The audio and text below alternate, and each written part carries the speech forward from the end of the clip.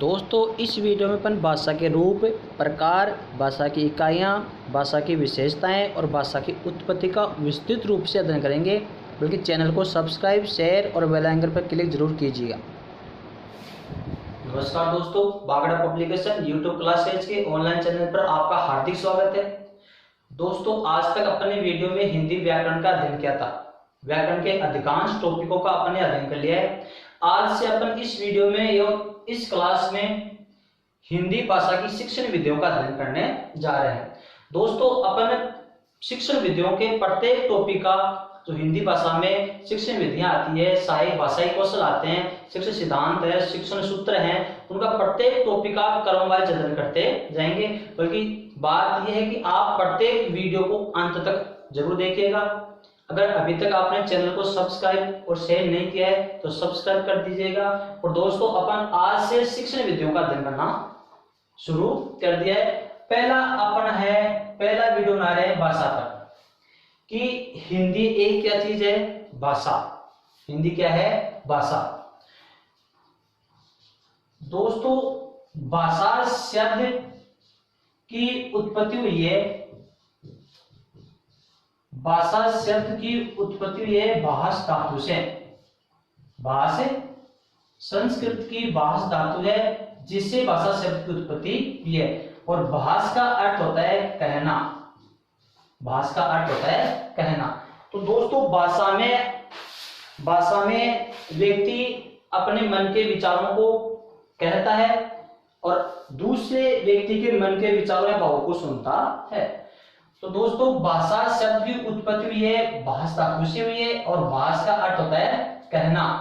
और भाषा दोस्तों ग्राह्यात्मक और अभिव्यंजनात्मक दोनों होती है। भाषा ग्राह्यात्मक और अभिव्यंजनात्मक होती है। कैसे? कि भाषा के माध्यम से व्यक्ति एक दूसरे के विचारों को ग्रहण भी करता है। भाषा के माध्यम से व्यक्ति सामने वाले दूसरे व्यक्ति के विचारों या भावों को ग्रहण भी करता है और भाषा के माध्यम से व्यक्ति अपने विचारों या भावों को अभिव्यक्त भी करता है।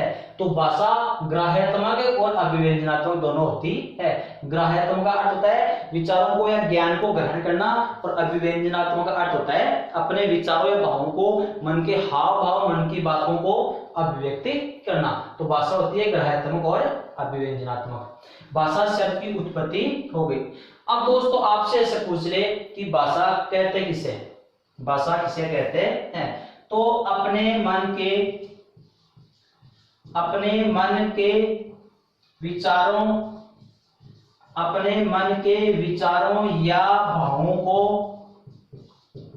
भावों को एक दूसरे के सामने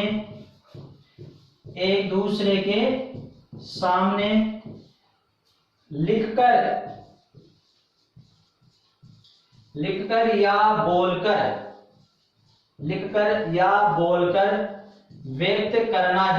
व्यक्त करना ही भाषा कहलाती है।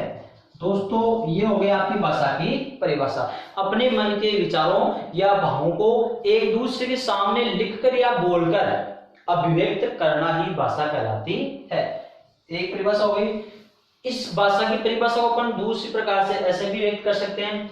दोस्तों वैसे भाषा क्या है? साधन है या साधक है? दोनों में से कौन सा उत्तर होगा? भाषा साधन है या साधक है? तो दोस्तों भाषा साधक न होकर के भाषा है एक साधन या माध्यम। साधन या माध्यम, क्योंकि भाषा एक साधन या माध्यम है। तो भाषा की दूसरी परिभाषा ऐसे भी हो सकती है कि भाषा वह माध्यम है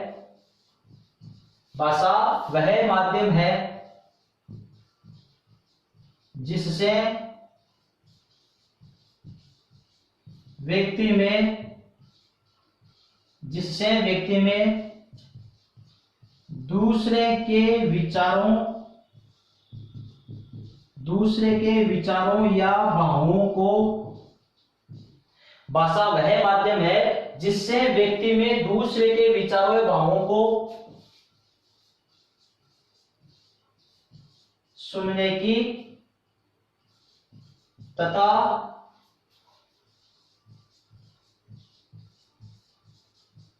अपने विचारों या भावों को अभिव्यक्त करने की। दोस्तों ध्यान रखना, भाषा वह माध्यम है जिससे व्यक्ति में दूसरे के विचारों या भावों को सुनने की तथा अपने विचारों या भावों को अभिव्यक्त करने की क्षमता या योग्यता का विकास होता है। योग्यता का विकास होता है, वही आपकी भाषा कहलाती है। तो दोस्तों भाषा की परिभाषा कैसे हो सकती है? भाषा में कुल मिलाकर यही है कि अपने मन के विचारों को व्यक्त करना और दूसरे के मन के विचारों और भावों को सुनने की योग्यता का विकास करना, यह आपकी भाषा कहलाती है।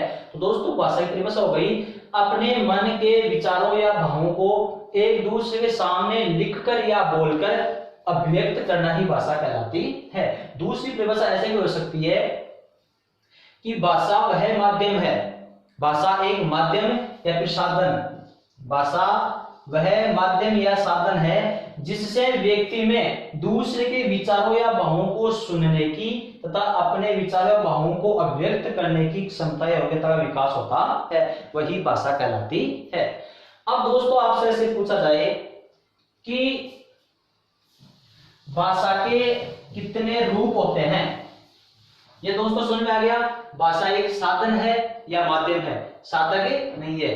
भाषा ग्राह्यात्मक और अभिव्यंजनात्मक दोनों होती है। इसमें व्यक्ति विचारों भावों को ग्रहण करता है, इसमें व्यक्ति विचारों भावों को अभिव्यक्त करता है। और भाषा शब्द की उत्पत्ति संस्कृत की भाष धातु से हुआ है जिसका अर्थ है कहना,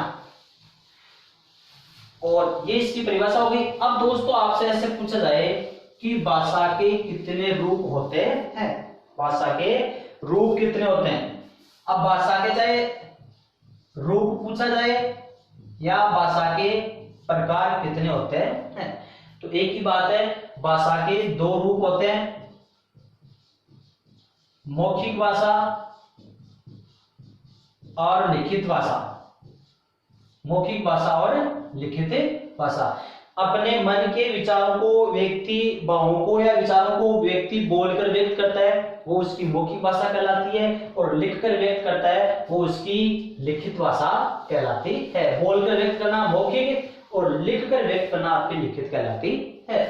अब दोस्तों अपन चलते हैं, ये तो हुई भाषा का सामान्य रूप। अब आपसे ऐसे पूछ ले, यहाँ दोस्तों मैं आपको 5 या 6 ऐसे मुख्य पॉइंट बताने जा रहा हूं जो अलग है, विशेष है, ऐसा आपने आज तक अभी नहीं सुना होगा। तो अब मैं आपसे प्रश्न पूछ रहा हूं कि भाषा की सबसे छोटी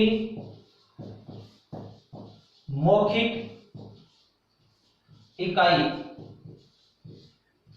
दोस्तों ध्यान रखना, भाषा की सबसे छोटी मौखिक इकाई।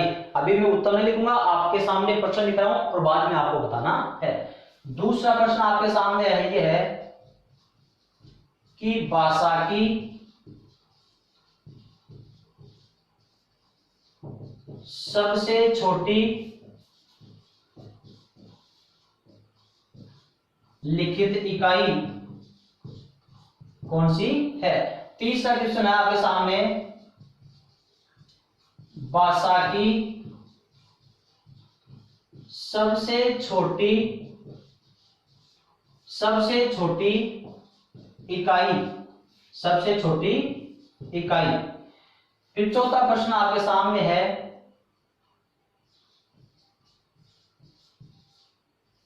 सार्थक या अर्थ की दृष्टि से, सार्थक या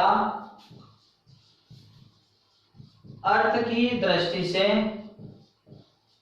सार्थक या अर्थ की दृष्टि से भाषा की सबसे छोटी इकाई, भाषा की सबसे छोटी इकाई। अर्थ की दृष्टि से भाषा की सबसे छोटी इकाई। फिर है 5वां क्वेश्चन,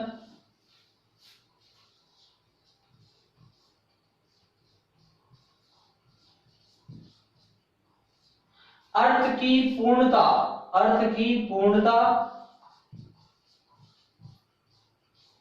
या भावार्थ की दृष्टि से,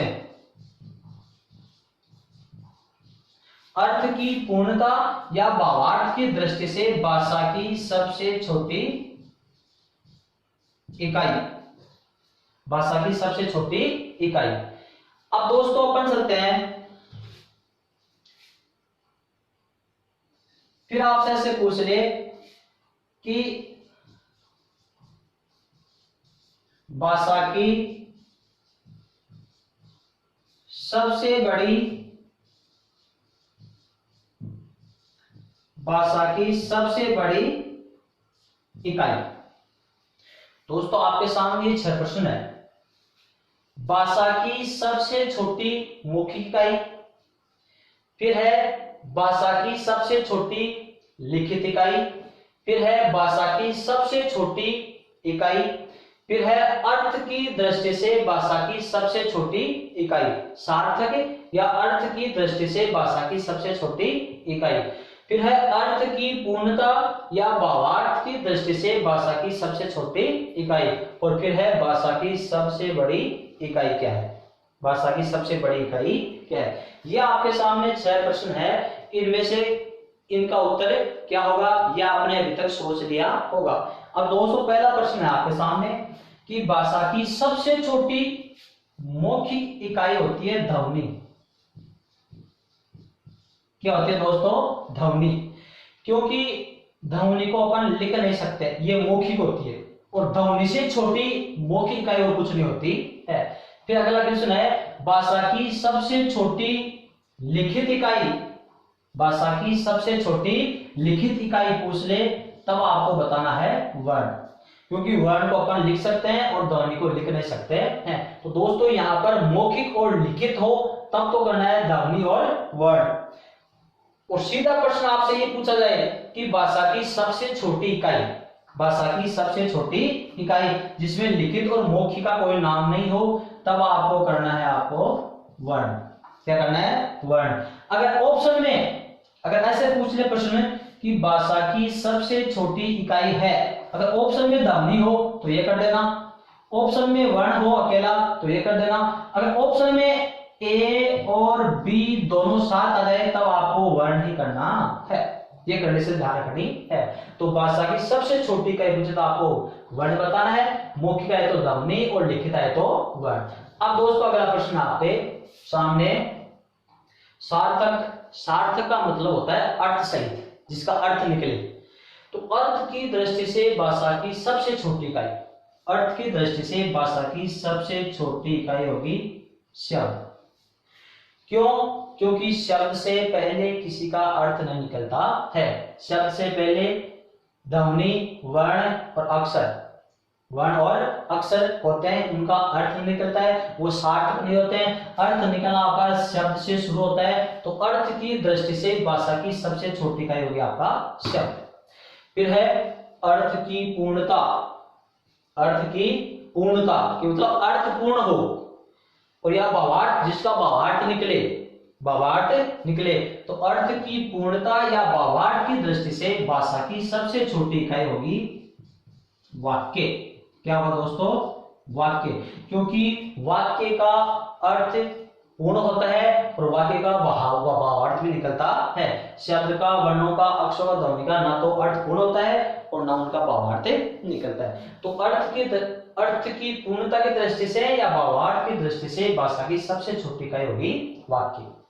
फिर है भाषा की सबसे बड़ी इकाई। भाषा की सबसे बड़ी इकाई दोस्तों, ये सबसे छोटी है, ये उससे बड़ी, ये फिर उससे बड़ी, ये फिर उससे बड़ी, तो इससे बड़ा और कुछ और क्या होगा? कुछ नहीं होगा, वाक्य। तो भाषा की सबसे बड़ी इकाई पूछ ले तो भी आपको वाक्य बताना है। क्यों? क्योंकि वाक्य के माध्यम से अपने हम वाक्य के माध्यम से अपने विचार या भावों को व्यक्त भी कर सकते हैं। तो यहाँ तक भाषा सीमित हो जाती है। इसके बाद में वाक्य के बाद जैसे गद्यांश हुआ, पद्यांश हुआ, वो भाषा की सबसे बड़ी इकाई नहीं है, क्योंकि उसमें अनेक वाक्य मिलाने के बाद आपका गद्यांश बन जाएगा। तो भाषा की सबसे बड़ी इकाई तो वाक्य ही रहता है। तो दोस्तों ये आपके सामने भाषा की सबसे छोटी बड़ी इकाइयां प्रस्तुत हो गई। ये प्रश्न आपको ध्यान रखना है। अब दोस्तों आपसे ऐसे पूछ ले, एक प्रश्न यहां पर ऐसे बनता है कि भाषा की इकाइयां कितनी होती है? भाषा की इकाइयां बताओ कि भाषा की कितनी इकाइयां होती है। तो दोस्तों भाषा की इकाई स्टार्ट कहां से होती है? ध्वनि से। अब दोस्तों एक चीज बताता हूं कि एक तो होता है वर्ण और एक होता है अक्षर। एक तो होता है वर्ण और एक होता है अक्षर। वर्ण और अक्षर में अंतर क्या होता है? वैसे दोनों सेम ही है। अपन ध्वनि को वर्ण कह सकते हैं, वर्ण को ध्वनि कह सकते हैं, क्योंकि अक्षर को वर्ण और ध्वनि नहीं कह सकते हैं। कैसे? वर्ण एक तो ये है आपके सामने और एक ये है, एक ये है और एक ये। इसमें ये स्वर रहित है, ये स्वर सहित है। इसमें ए मिला हुआ है, इसमें ए नहीं मिला हुआ है और इसमें ए मिला हुआ है। स्वर रहित और स्वर सहित है। तो दोस्तों वैसे दोनों एक ही है, बल्कि इसको तो अपन वर्ण कहेंगे और इसको अपन अक्षर कहेंगे। जो स्वर सहित होता है वो अक्षर होता है और जो स्वर रहित होता है वो आपका वर्ण होता है। ये दोनों में अंतर होता है। और वैसे तीनों को अपन एक चीज भी कर सकते हैं। अब दोस्तों आपसे ये प्रश्न पूछ ले कि भाषा की इकाइयां कितनी होती है, इकाइयां बताओ। तो इकाइयां दोस्तों शुरू होगी आपकी ध्वनि, ध्वनि के बाद में वर्ण, वर्ण के बाद में शब्द, शब्द के बाद में पद, पद के बाद में वाक्य। ये हो गई भाषा की इकाइयां कितनी होती है?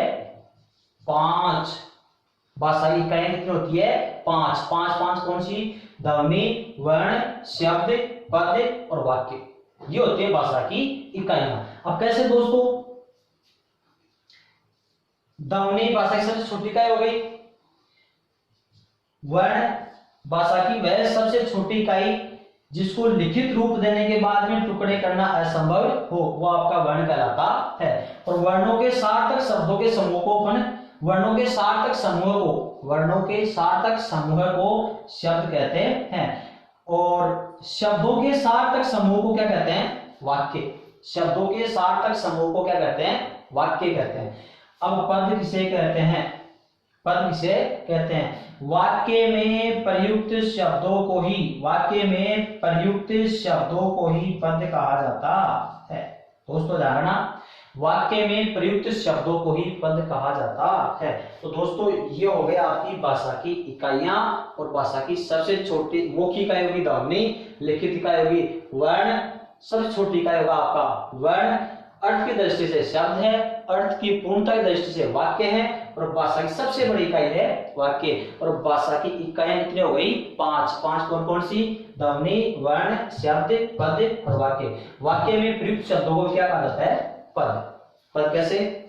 जैसे अब पद होता क्या है? जैसे दशानन है, दशानन एक शब्द है।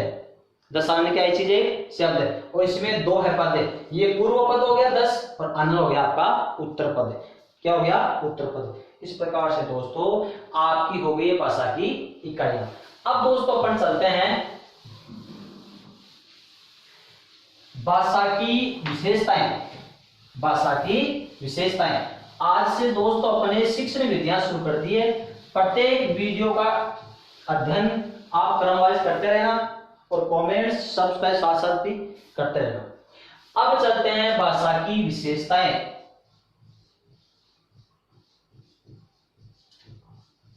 भाषा की विशेषताएं। दोस्तों भाषा की विशेषताएं सुनना। पहला पॉइंट है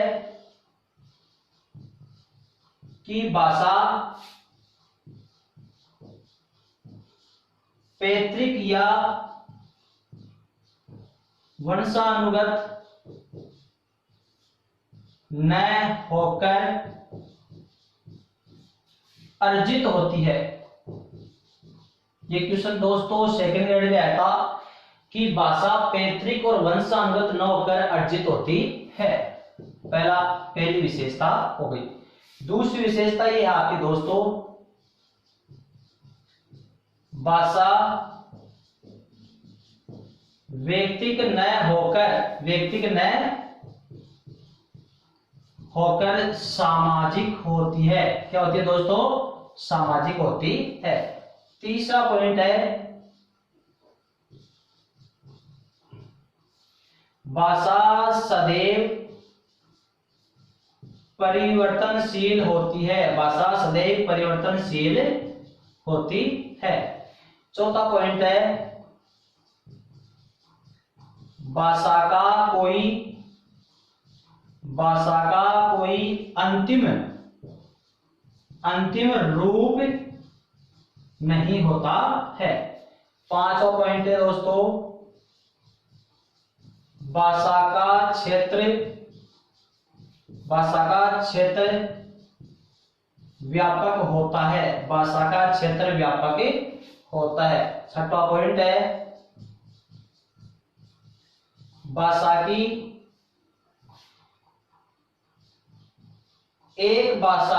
यहाँ पर ऐसे लिखना है आपको, एक भाषा की संरचना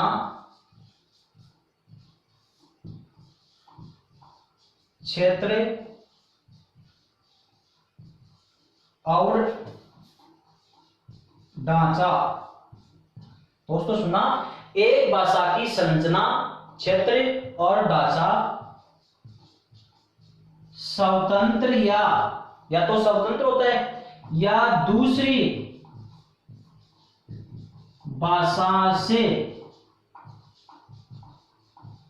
अलग होता है। दूसरी भाषा से अलग होता है।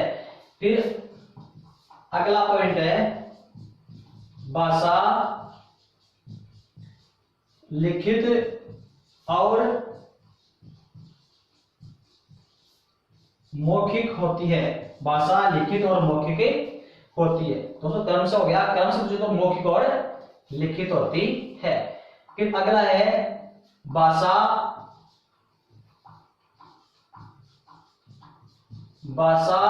कठिन से सरल की ओर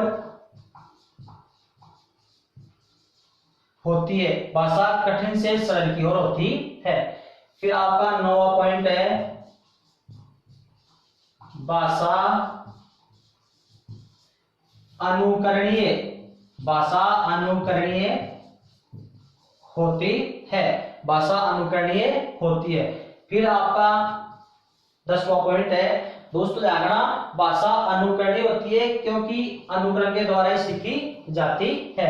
फिर है, भाषा पहले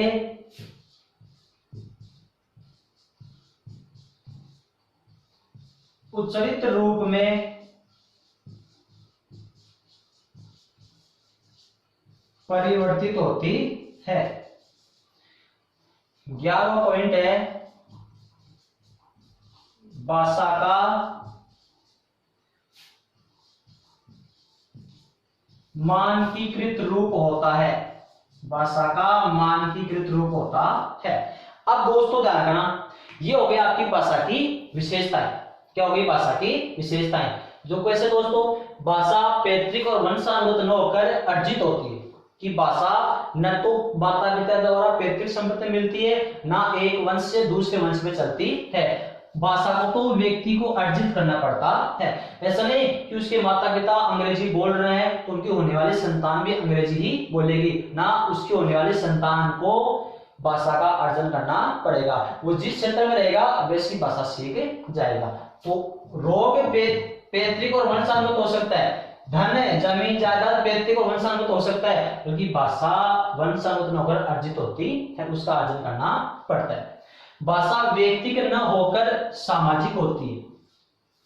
अकेला व्यक्ति भाषा नहीं सीख सकता है, समाज में रहकर ही भाषा का अर्जन करना पड़ता है। एक व्यक्ति को बालक का जन्म होने के बाद में कमरे में बंद कर देंगे तो 20 साल बाद में निकालने के बाद वह गूंगा ही मिलेगा, क्योंकि उसने कुछ सुना ही नहीं।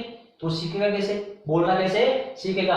तो अकेला व्यक्ति भाषा नहीं सीख सकता है, समाज में रहकर ही भाषा सीखी जाती है। तो भाषा व्यक्तिक न होकर सामाजिक होती है। भाषा सदैव परिवर्तनशील होती है, परिवर्तनशील होती है। एक भाषा सीख रहे हैं, अपन उसको परिवर्तन करके दूसरी भाषा में सीख सकते हैं। तो एक भाषा फिक्स नहीं होती कि व्यक्ति अपने जीवन काल में एक ही भाषा सीखेगा, एक भाषा के स्थान पर दूसरी, दूसरे के स्थान पर तीसरी भाषा भी सीख सकता है। भाषा का कोई अंतिम रूप नहीं होता है, भाषा का कोई एंड नहीं होता है। आप पूरे जीवन काल तक भाषा सीखते जाओ, उतने फराटेदार भाषा बोलोगे। ऐसा नहीं कि सीखते सीखते 20 साल बाद में भाषा खत्म हो गई, नहीं, भाषा का कोई अंतिम रूप नहीं होता है। भाषा का क्षेत्र व्यापक होता है और बोली का क्षेत्र सीमित होता है। भाषा का क्षेत्र व्यापक होता है और बोली का क्षेत्र सीमित होता है। एक भाषा की संरचना, एक भाषा की संरचना, क्षेत्र और ढांचा स्वतंत्र होता है या फिर दूसरी भाषा से अलग होता है। सीधी सी बात है कि एक भाषा का क्षेत्र अलग होता है, एक भाषा का क्षेत्र दूसरी भाषा के क्षेत्र से अलग होता है। एक भाषा का क्षेत्र अलग है, दूसरी भाषा का क्षेत्र अलग है। तो ये एक भाषा की संरचना, क्षेत्र और ढांचा स्वतंत्र होता है या दूसरी भाषा से अलग होता है। भाषा लिखित और मौखिक दोनों होती है। भाषा कठिन से सरल की ओर चलती है। कैसे? क्योंकि जैसे छोटा बालक है, उसको अपन विद्यालय में भेजते हैं, तो शुरू में वर्णमाला के बाद में शब्द, शब्द के बाद में वाक्य सीखने में कुछ कठिनाई का महसूस करेगा। अगर थोड़ी जैसे वर्णमाला सीख ली और वर्णमाला सीखने के बाद में वह फिर शब्द बना लेगा, शब्दों से वाक्य बना लेगा, वाक्य से गद्यांश बना लेगा, तो फिर वो कठिन है। उस कठिनता थी पहले शुरुआत में, वो सरलता का रूप धारण कर लेती है। भाषा को शुरू में सीखने पर ही कठिनता महसूस होती है, बाद में वह सरल बन जाती है। जैसे अपन बच्चे को विद्यालय में भेजते हैं तो 12-6 महीने नहीं जाता है, तो फिर प्राण पी लेता है, अपन उसको छोड़ते हैं, फिर होता है, छोड़ता है, फिर उसकी आदत हो जाती है, तो फिर वो अपने आप ही चला जाता है। क्योंकि उसको भाषा सीखने में कठिनाई का महसूस हो रहा है, कठिनाई का अनुभव हो रहा है। तो भाषा कठिन से सरल की ओर होती है। भाषा अनुकरणीय होती है। भाषा अपन अनुकरण से ही सीख सकते हैं, बिना अनुकरण के नहीं सीखा जाता है। जैसे अपन किसी छात्र को, किसी बच्चे को भाषा सिखानी है, तो उसको पास में बैठा करके उसको बार बार अपन सुनाते हैं, बार बार कुछ शब्द सुनाते हैं और बाद में उसका उस बालक से अनुकरण करवाते हैं। तो अनुकरण से ही भाषा सीख सकता है। भाषा पहले उच्चरित रूप में प्रयुक्त होती है। भाषा का पहले उच्चारण किया जाता है और बाद में लिखित रूप में परिवर्तित होती है। और भाषा का मानकीकृत रूप होता है। भाषा मानक है या मानक नहीं है। तो दोस्तों, ये तो हो गई भाषा की उत्पत्ति। भाषा धातु से भाषा ग्राह्यात्मक और अभिव्यंजनात्मक होती है। भाषा के रूप होते हैं दो। भाषा के रूप कितने होते हैं? दो। भाषा की सबसे छोटी इकाई मौखिक इकाई ध्वनि, लिखित इकाई वर्ण। और भाषा की सबसे छोटी इकाई पूछ ले तो आपको वर्ण बताना है। और सार्थक या अर्थ की दृष्टि से शब्द है, अर्थ की पूर्णता या भावार्थ की दृष्टि से वाक्य है। और भाषा का सबसे बड़ा अंग है, वो भाषा की सबसे बड़ी इकाई है वाक्य। और भाषा की इकाई कितनी है? 5। कौन कौन सी है? ध्वनि, वर्ण, शब्द, पद और वाक्य। 5 क्या हो गई? ये हो गया आपकी भाषा की विशेषताएं। अब दोस्तों, अगले वीडियो में अपन चलते हैं भाषाई कौशल। भाषाई कौशल, जो भाषा के कौशल कितने हैं? 4। उनका अध्ययन अपने अगले वीडियो में करेंगे।